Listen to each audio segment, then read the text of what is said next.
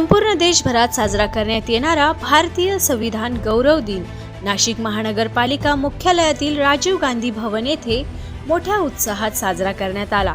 प्रज्ञासूर्य doctor Babasaheb Ambedkar बहुउद्देशीय संस्था मनपा आणि मनपा कर्मचारी यांच्या वतीने या कार्यक्रमाचे आयोजन करण्यात आले होते।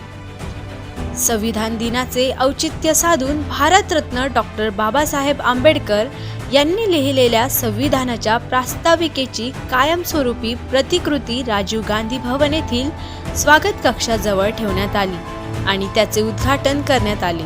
या उपक्रमामुळे पुढील पिढीला संविधानाची जाणीव व्हावी आणि त्यांनी ते आत्मसात करावे हा उद्देश यामागे असल्याचे आयोजकांनी सांगितले।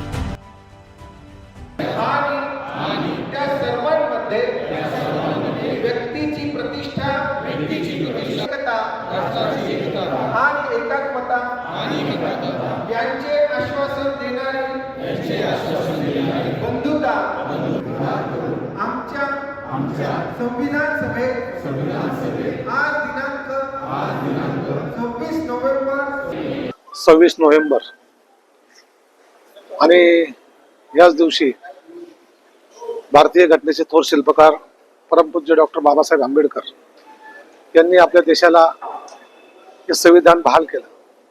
खरं तर जगामध्ये सर्वात मोठी लोकशाही असलेला हा भारत देश आणि त्या भारतामधली जवळजवळ 140 कोटीची असलेली लोकसंख्या आणि या संपूर्ण जगामध्ये आज ज्या पद्धतीने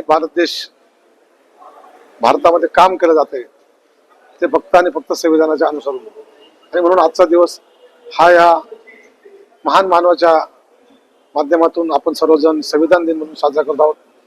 मी या महान मानवाला वंदन करतो आणि संविधानाला सलाम करतो। जय भारत, जय संविधान। यावेळी उपस्थित असलेल्या सर्व अधिकारी आणि कर्मचाऱ्यांनी संविधानाची शपथ घेऊन घटनेप्रती आपली बांधिलकी व्यक्त केली। शपथविधीनंतर उपस्थितांना पेढे वाटून संविधान गौरव दिन साजरा करण्यात आला। 26 नोव्हेंबर 1949 रोजी डॉक्टर बाबासाहेब आंबेडकरांनी संविधान केवळ एका व्यक्तीसाठी किंवा एका जाती धर्मासाठी नसून ते सार्वभौम आहे अशा संविधानकर्त्यांना अभिवादन करण्यात आले। या प्रसंगी संतोष वाघ, गुणवंत वाघ, जयश्री गांगुर्डे, सुनीता बच्छाव, मौसमी जाधव, निखिल तेजाळे, मनोज खैरनार, देवीचंद खरात, संदीप उनवणे यांच्यासह प्रज्ञासूर्य डॉक्टर बाबासाहेब आंबेडकर बहुउद्देशीय संस्थेचे पदाधिकारी आणि नाशिक मनपा कर्मचारी मोठ्या संख्येने उपस्थित होते। आरबी न्यूज साठी मलिक शेख, मोखाडा।